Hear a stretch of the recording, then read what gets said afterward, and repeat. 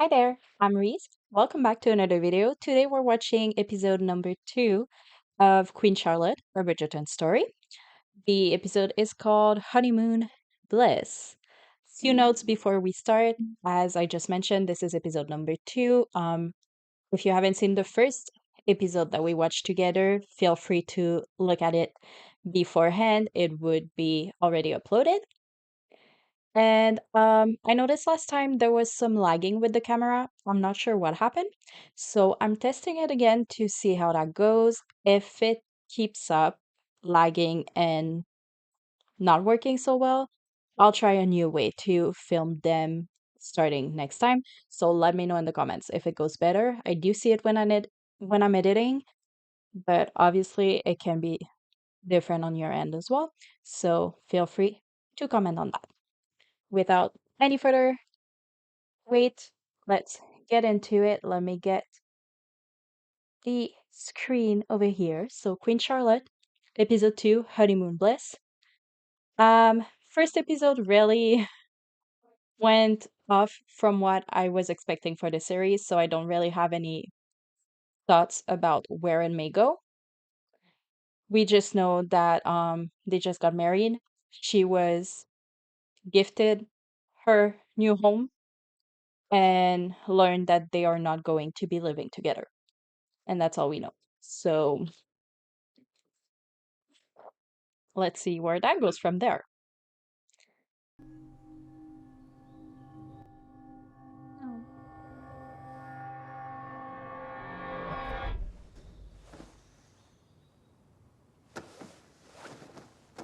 So are we like next day, same day? What's it? Queen's engagement. You are currently enjoying the privacy of the first days of marriage, Your Majesty. Uh, This is my honeymoon. Yes, Your Majesty.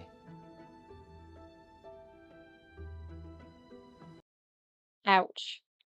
That hurts. Oh my, okay. Yeah, I get it, because basically she wants to get busy, because so I'm guessing it's like the first day or maybe 2 days after she got there, because it felt like she knew exactly what was going on when they were dressing her and all of that. So it felt like she had already gone through those steps before, but at the same time, it feels like it's the first time that she's asking about what they're doing. So technically, it's their honeymoon. They just got married. Normally, she would be spending that time with her new spouse, who is currently living in a different house. Oh, that's so sad. She just wants to keep her mind busy, and she can't even do that unless it's on the premise of her new home, which kind of probably feels like prison for her right now because she's forced to be there because she's supposed to be with the king so she can be seen in public alone. I feel like I said the same thing like 3 times or so, but that's ouch. That hurts. That's so sad. What? Has he done the deed or not? I would go with not. I think I'm right.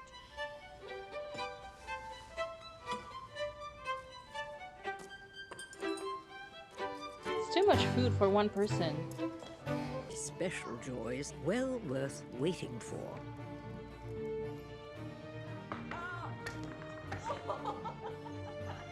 There were 2 babies that seem fairly dark skinned. So was this between season 2 and 3 maybe? Because then it seems like Daphne had at least one, if not 2 kids already. So I think that's supposed to be between season 2 and season 3 or around those times. If you know, feel free to let me know in the comments because I should have looked it up since last time that I was asking, but my brain forgot, so I didn't. So yeah, if you know when the Queen Charlotte parts in the present, so when the queen is queen of now and we have um Lady Whistledown and everything, do we know when it's actually happening? Is it between 2 seasons or is it kind of happening at the same time of a season or things like that? Because I would like to know. Brimsley, Yes, Your Majesty. ready the carriage. Yes, Your Majesty. May I say our destination? We are going to see my husband. About time. 3 times a day with nowhere to go, no one to talk to, Yep. and nothing to do You're the queen. You can do whatever you like. except spend time with my husband. Come now, Charlotte. George! You do not understand what she's complaining about?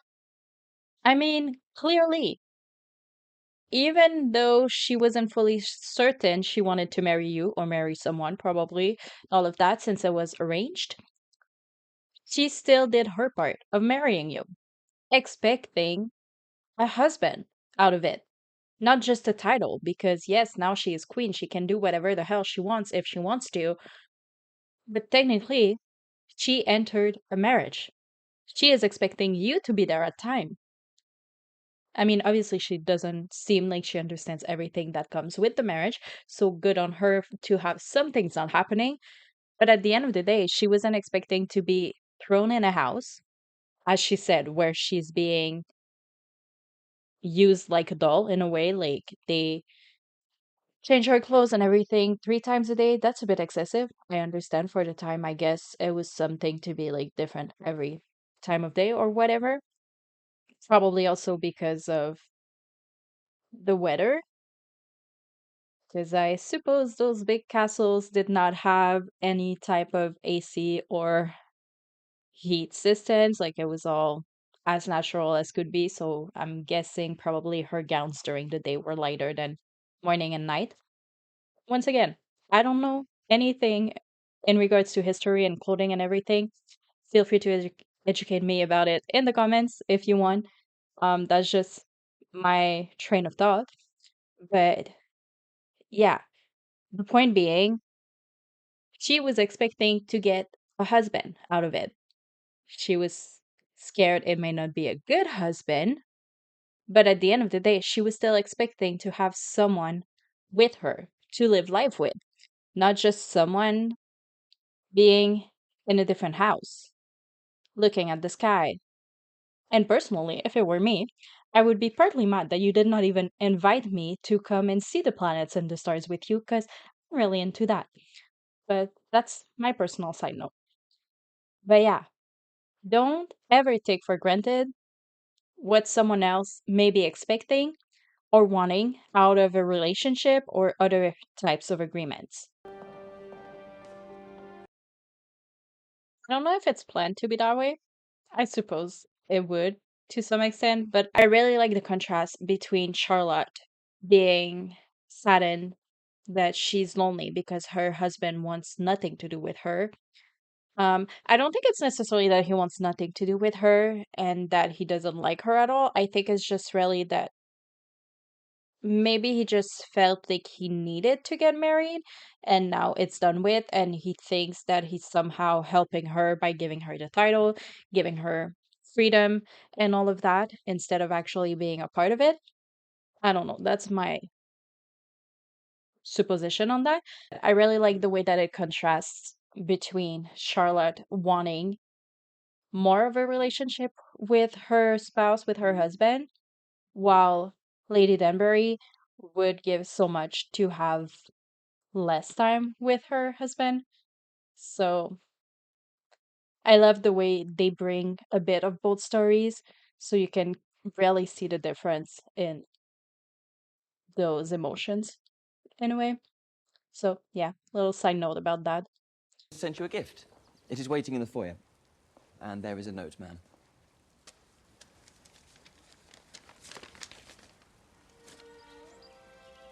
Tell me it's not like a dog or something. Show me the gift. That is the gift from the king, Your Majesty. But what is it? I think It's it is a a dog, dog. Your Majesty. A deformed buddy. That was insulting to the little dog. I'm not the biggest dog person. Like, I'm not gonna lie, I am a cat or plant person more than a dog person. That's me personally. But he was cute. But no, if someone comes to you saying, like, I'm lonely, I want you to be part of this relationship, giving them a pet is never the answer. Because basically, the way it sounds to me is you're saying, well, here's something else to keep you busy so you won't have to tell me again that you miss me or you're lonely, instead of just being present, instead of just wanting to spend time with the person. Ugh. This episode is really getting into me because I feel so bad for Charlotte. Like, I wouldn't want to imagine being that lonely and then feeling the powerless. Basically, she feels powerless about it because she got into the marriage. Now she can just be like, "Oh yeah, I want out," and there doesn't seem to be a way to make George understand that, like, listen, we're married now. I would like to have some time with you. I'm lonely. Do not get me a puppy. Spend time with me. Or why the hell did you marry me? Anyways, that's my 2 cents. And if one wanted to be discreet, would one trust Lady Danbury? Yes. I mean, I do.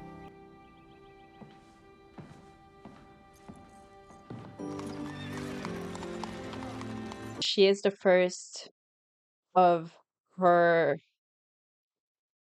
type to be in a royal position, and that can change so many things and open so many doors over time, which we do see in Bridgerton in the show itself. I keep referring to it. I will keep referring to it. It is related to that because then you do see more people of color being a part of the main court. I keep saying the court, but I mean the ton, right? It's the ton that they call them, like the important people, people with titles and all of those. So I do understand it, but at the same time, if it means she has a chance to get out, I don't think you should be making her feel bad about wanting that just because it would be a good push for people of color in general that she is the queen. Which offers so much companionship, tradition, family, warmth, and if they take the time to become close, well, a match does not have to start out as love. It can grow. Love can bloom from the thorniest of gardens, can it not? Blooming love. Your flower metaphors make me nauseated with their sweetness, but I applaud your point. E. Danbury. That is my title, Your Highness. The one you were kind enough to bestow upon me. Lady Agatha Danbury. Traditionally, when a title is bestowed, it comes with income and land, an estate. Without those things, a title is simply a title. We all have needs, Mom. Careful, Lady Danbury.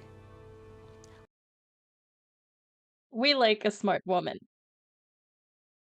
Even more, we like a smart woman who knows when and how to articulate what should be said and what is at stake.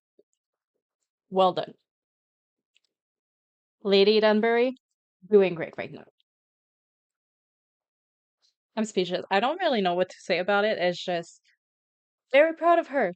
I want her to be my friend right now because not only is she kind of not fully derailing, but she is kind of getting the conversation more generalized instead of making it to the point where the queen could come and straightly asking if she knows if the marriage was consummated.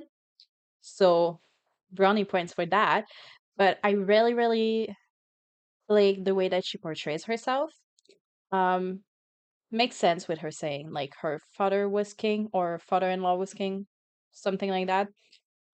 So it shows like she does have that poise. She does have probably that education and upbringing that makes her stand her ground. And as she said, she's not quiet, just her husband is loud, which I do understand because it's not always that you are quiet because you are.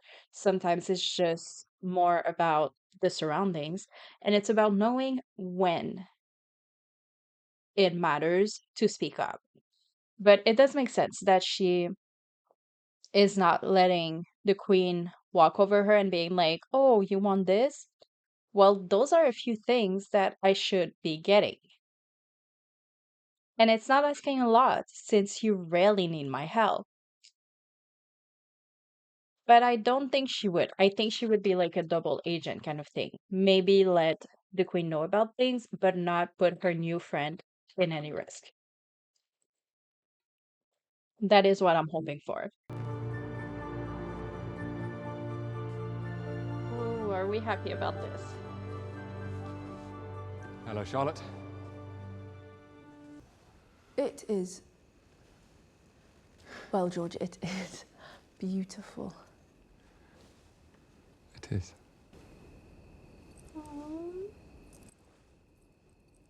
And this is what you have been doing. They were so cute in the observatory, the way they looked at one another. Like the way she was looking out and being like, oh, this is like beautiful or something of the sort. And he was looking straight at her and being like, yes, it is. I love that. That's always like the cutest thing ever. And they seem to actually like each other. And there's a little bit of a spark. That's for sure. Like, is he gonna stay? Or is he only coming in for now? And then he's gonna change his mind or go back to his things. We don't know. I don't know. We'll see. Perhaps this is the beginning of a new era. You know, I believe Hush, that... woman. I will try the key.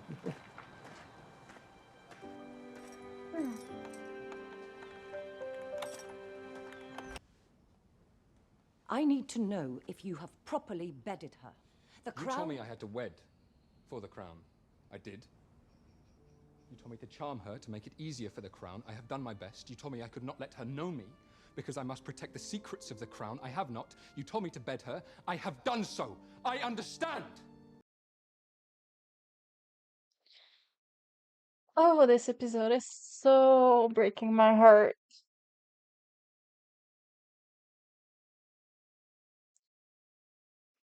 I mean, we knew it. We knew there was something.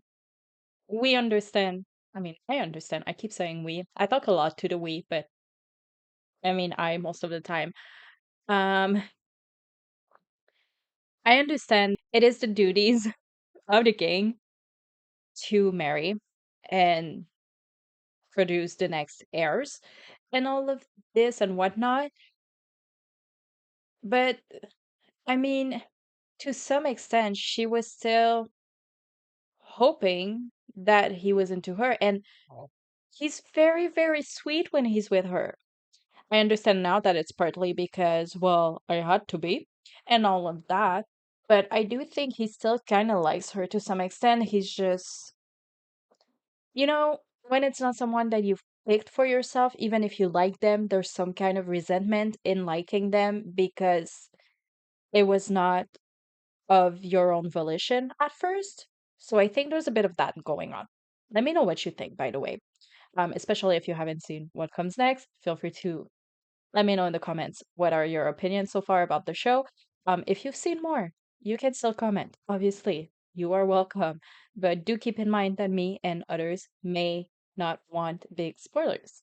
So please be mindful of that, or at least indicate that it's a spoiler if you're about to go into that. So basically, I do think he kind of likes her because I don't think he's just being nice because he was overly sweet.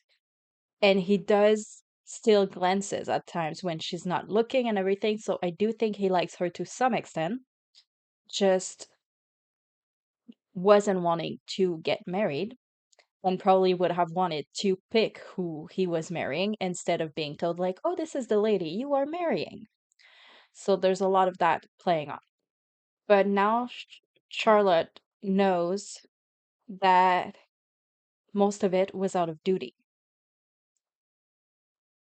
So I guess to some extent now she feels torn because she was feeling like they were making progress and they were maybe getting a bit closer. And now to hear it being said so plainly and I wouldn't say cruel because it wasn't really cruel, but it was really matter of fact, like, this is what you wanted, mother, this is what happened. You told me to stay away from her to some extent so she doesn't know about the secrets, because I'm guessing they don't really want her to have anything to do with the title or the position because she is of color, I guess, or because she's an outsider. I'm not fully sure about that yet, but he made it clear that, like, you want me to keep my distance, but you want me to do the marital portion of it. So wed her, bed her, get kids out of her, and whatever else that would be needed without actually being fully with her. So that's just cruel. Not